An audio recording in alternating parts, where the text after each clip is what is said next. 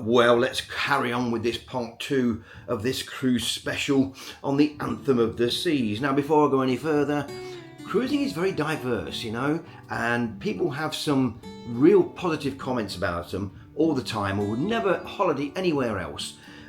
A lot of people that I've spoke to would never go on a cruise. So can I make that quite clear that I am in the middle here. I am on the wall.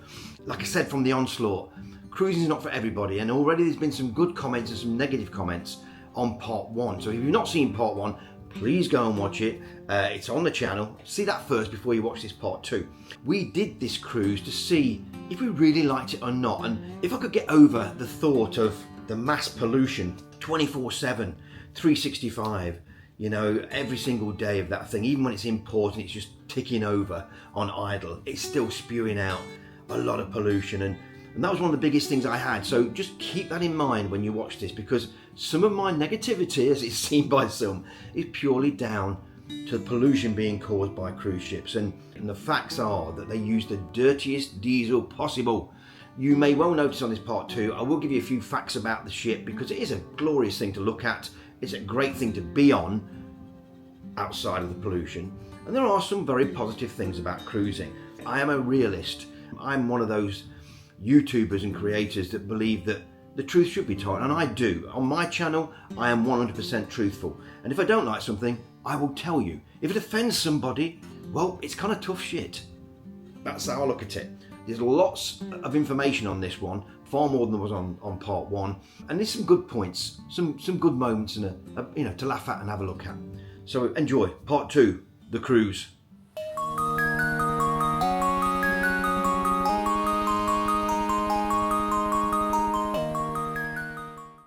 Now, to begin with, I've put a list here of items you may well need. We used a lot of this. Some won't suit you, some will. Your list may even be bigger than this, and you will need that day bag for day 1 in case your luggage does not turn up. Be aware of that.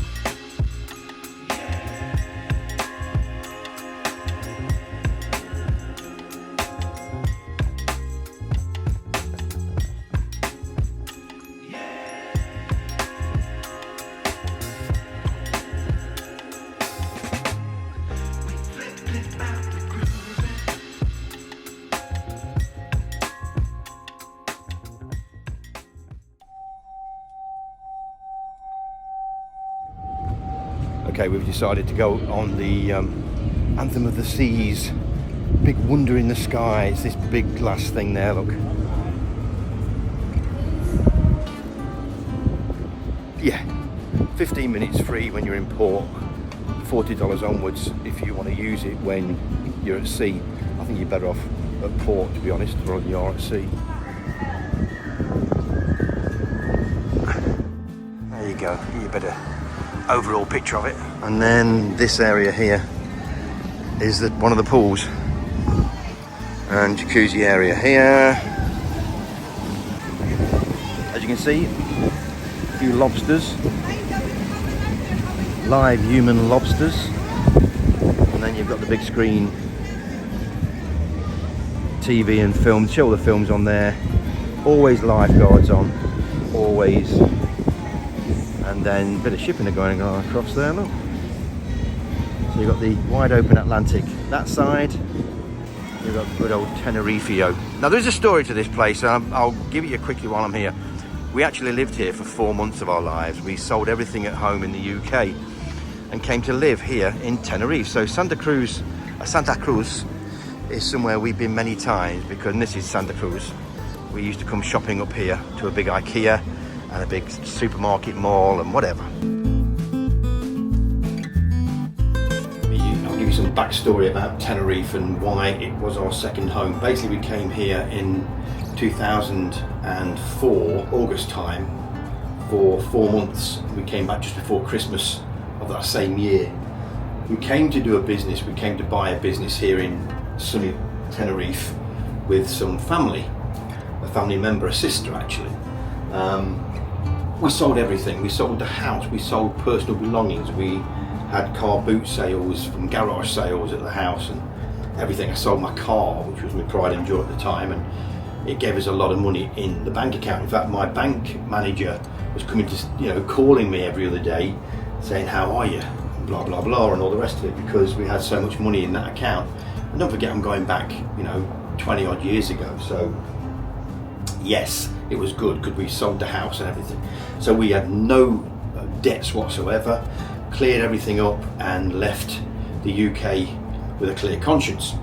I don't believe my sister and relative did the same, but anyway, that's a different story, not going in there, too personal. So we came here to buy a business. It all fell through. My sister came back after 6 weeks with the brother-in-law. We stayed for 4 months. It cost us around 12k in pounds sterling. If you counted everything up, our living costs, what we did, a bit of socialising, food. We had we had 2 children was at the same time. So, and we had them in a British school called Britannia School here in Tenerife. Not this part of the island, I must admit, because you don't forget you're up north now. We were down in near Los Cristianos, down that way. So near between Adequi and Los Cristianos, top end, Baja. So it brings back a lot of memories. It didn't quite work out. We came back, like I say, with our tails between his legs because of the way things happened. Do I regret it? No, not really. It was an experience, something we did, and I don't regret whatsoever. Did it teach me? Yeah, it taught me never to do business with family members. And I've got some good family out there, trust me, but I would never ever do business with them again. So trust me on that one, do not do business with family. So yeah, good old Tenerife. So yeah, a bit of history for you with me and Tenerife and our family in Tenerife. And like I say, 4 months is a long time when you're not working and you're looking for a job, etc. And we came across as a team to buy a business together, and it never worked out. You can't change your mind after 6 weeks and expect to reevaluate your future and your finances, because we wanted to buy property out here as much as a business, whereas my sister and brother-in-law didn't. They were going to rent all the time. Anyway, that's the way it is. Yeah, Tenerife. So yeah, that's Tenerife. So didn't quite work out. Family let us down. So we moved on and came back to the UK. Or we shipped cars over and everything. That's another story I might do on this channel sometime. But anyway, now it's higher up. Look, there you go. And we're waiting across here, look, in the shade. One of us is not going up, and that's Deborah. She does not like heights. So working from there. Well, we are in, and I think it's just going to be the 3 of us.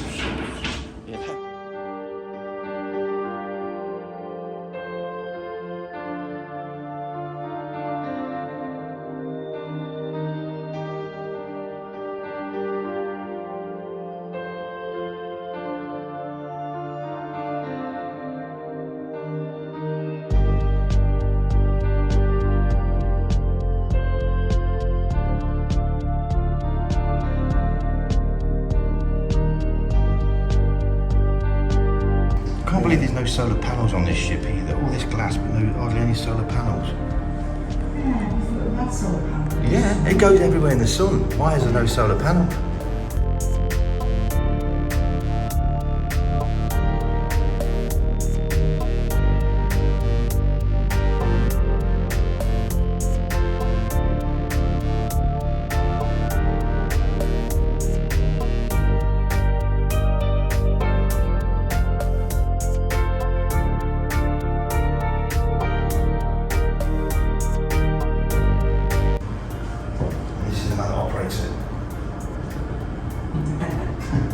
YouTube.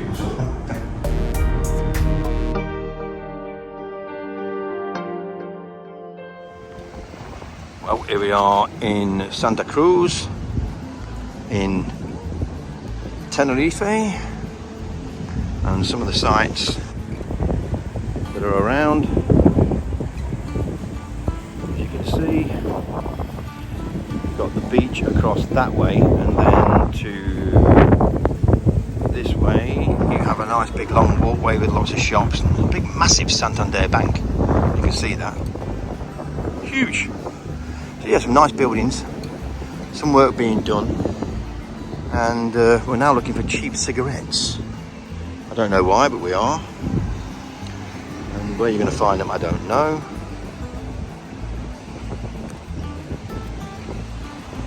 So yeah, very pleasant. Temperature's about 74, not too hot, not too cold. Must be some municipal building across there, obviously. Been many years since we come to Santa Cruz, 2004 I think. And then we have this big baby here that's just been pointed out by my wife.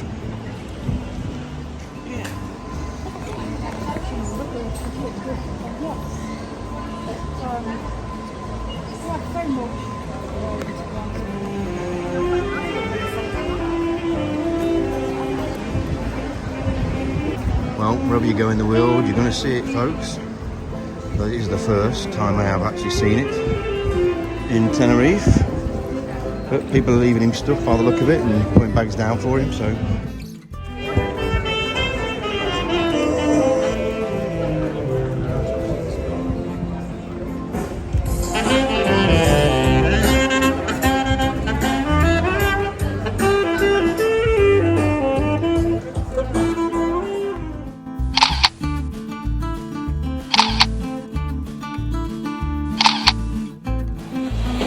Well, here we are at a McDonald's in Tenerife. I didn't think I'd be in a McDonald's in Tenerife, but I am. 93 and it's 3 lattes and it's all of €4.20. So there you go, just awaiting my drinks.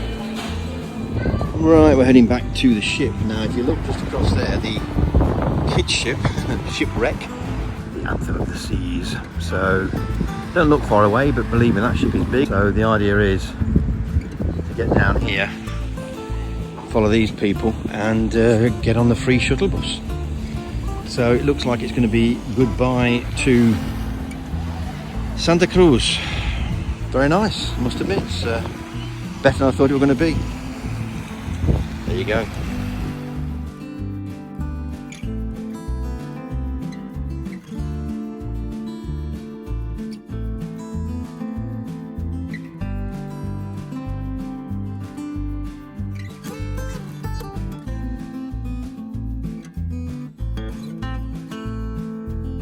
And there you go, that's our ship next to it.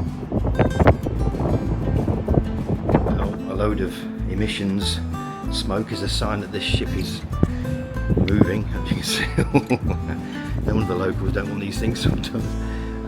Yeah, we are now moving out of Tenerife, basically. Saying goodbye. The end of day 6.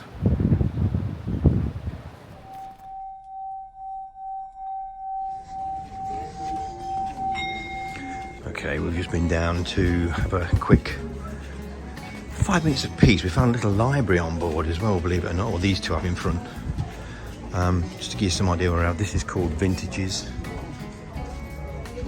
Market wine bar type of cocktail place. But, you can use it any time you want, you don't have to have a drink. Take you back a bit further, there you go. Then across here there's more comfy seating, and then across there there's Jamie's Italian.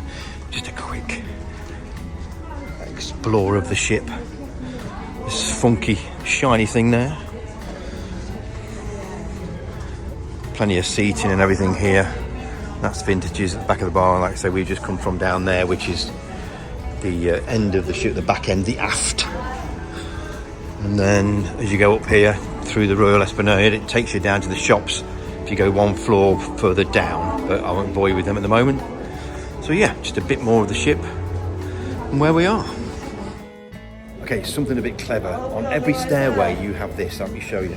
There is a braille number, so it gives you what floor you're on and in Braille for the blind, which is an excellent, well, partially blind, which is an excellent idea. On deck 5, and then it's in Braille just about there. So yeah, and that's on every single one of these as you're going up or down. And then as you go down, you put your hand on the rail and you'll feel it under here. I can feel one there. So if anyone grabs that, they can feel what floor they're on. Good idea. Okay, down at Seaplex now. Oh, that was a big bang. Right, I'll get around there then. Okie dokie. So, let's go and show my prowess driving skills. Huh. Okay, come up on level 5 now. I think that cafe down there you can see is free coffees and everything else, and they're just in the queue getting something. So we've come up to the Bionic Bar, which is here. We're just cleaning it down. Robotics, that's all. I think many of you have seen it before. So yeah, it'll serve you drinks. Just order them at the touch screen, and it'll do your drinks. So we're going to go down here and have a grab seat, wait for them to turn up. Anyway, we're in to see a crazy juggler, which I will show you in just a moment. His name's Pete Matthews. That's Pete Matthews, the crazy juggler. He's on Facebook if you want to go and check him out. How good he's going to be, nobody knows. Are you waiting for wearing Hawaiian shirt? So yeah, this is the theatre. Quite sizable, takes a fair few folk, but you've got to be up here and be in at least 45 minutes to an hour before the show starts to get seats like we've got here. No blockage and quite high up. So yeah, let's see how this guy goes.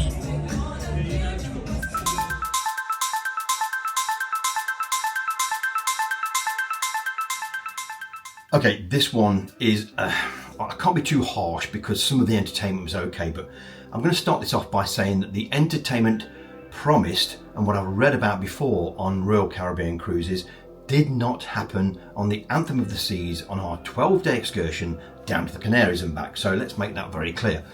When we booked Royal Caribbean as a cruise, we thought, yeah, you know, we've done the homework and oh yeah, some of their live shows are brilliant. We know a kind of scale of what we want to look at and what we expect from a show. Well, to be fair, the first 3 nights that we were on that ship, there was no show. There was nothing happening in the main big theatre, which you've just seen. And that was because we were told that there was a problem, an issue with the show arena or whatever. No more details than that. So we thought, well, when are we going to get into this place, this theatre, and see a show? Anyway, it turned out that what they did, they brought this juggler guy on, who I've just explained a minute ago about, and then there was a very average comedian that did another 30-minute show or 45-minute show on another night, and then there was a small 30-minute stage event. I wouldn't call it a musical, and I wouldn't call it West End style at all, but it was something that obviously they used as a standby, as a filler, for about, I think it was again 45 minutes on one other night. So yeah, juggler, comedian, one small show with some of the staff. This is the theatre I'm talking about now. And then they tried to put on a magician.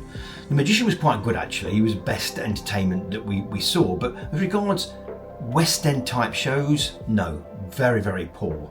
There was one that they tried to put on, and it was the same show for 3 time slots, and we decided that we would go and see it on the last night.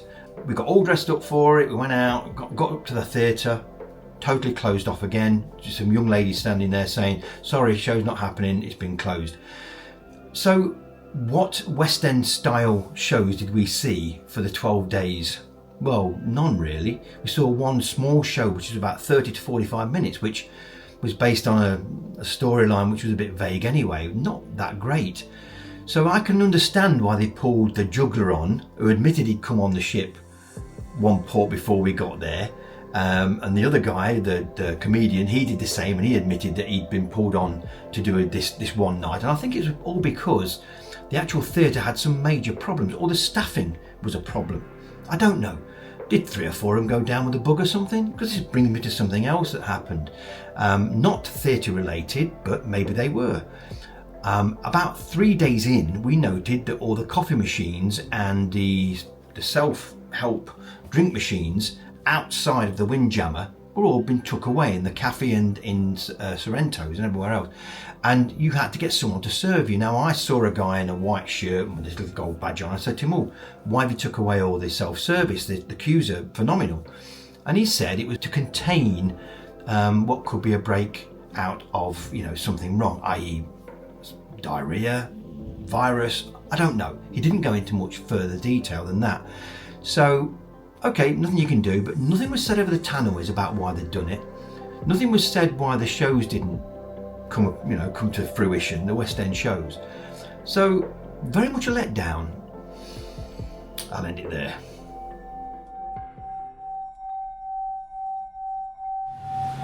Well, woke up this morning and we are in Gran Canaria.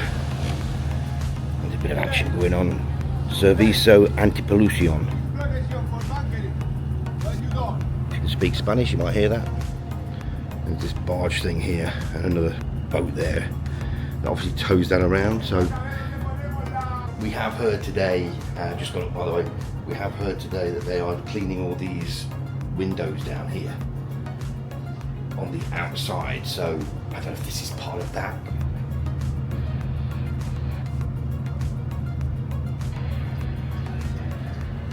Anyway, we'll see how we go. Morning everybody, day 7. Well, here we are in Gran Canaria, walking along the front. We believe it's about a 10-minute walk into certain one town, and then 20 minutes to the beach. We might take a tuk-tuk, and then there's taxis and buses of course, but we want to get into the modern side, do a bit of shopping, see what we can see. There's the Anthem of the Seas, as you can see behind us. Everyone else has got the same idea. Get off the ship for a day.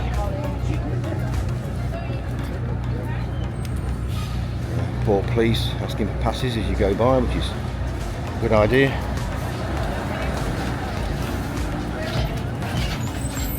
There's the big shopping centre there, look.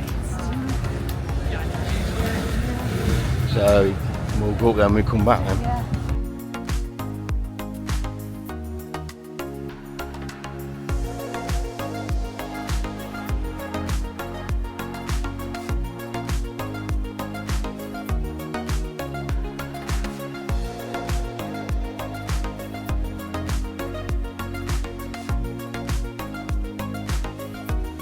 Always a Santander bank wherever you go. We are looking for the beach now, and the idea is we're going to head to the beach and grab a coffee and then go into Old Town and then eventually finish back here in a big shopping centre. So I'm looking for some trainers, and they are cheap here in euros. Well, that's where we've just come from, where the ship is, and we're making this way down here. And then hopefully there'll be a sign for the beach up this next main road or something. She's got the right idea, look. Yeah, get one of them heads, scooters, whatever.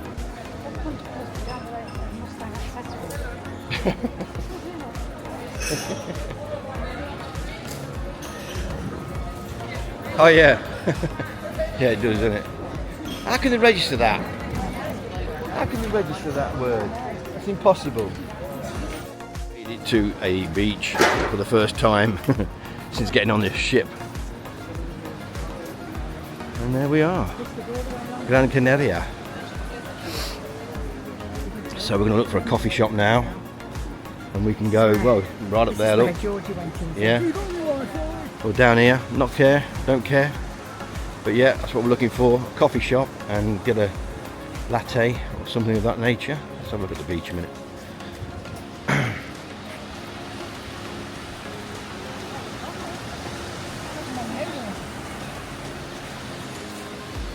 So there it is, Gran Canaria yellow sand beach as well, not volcanic.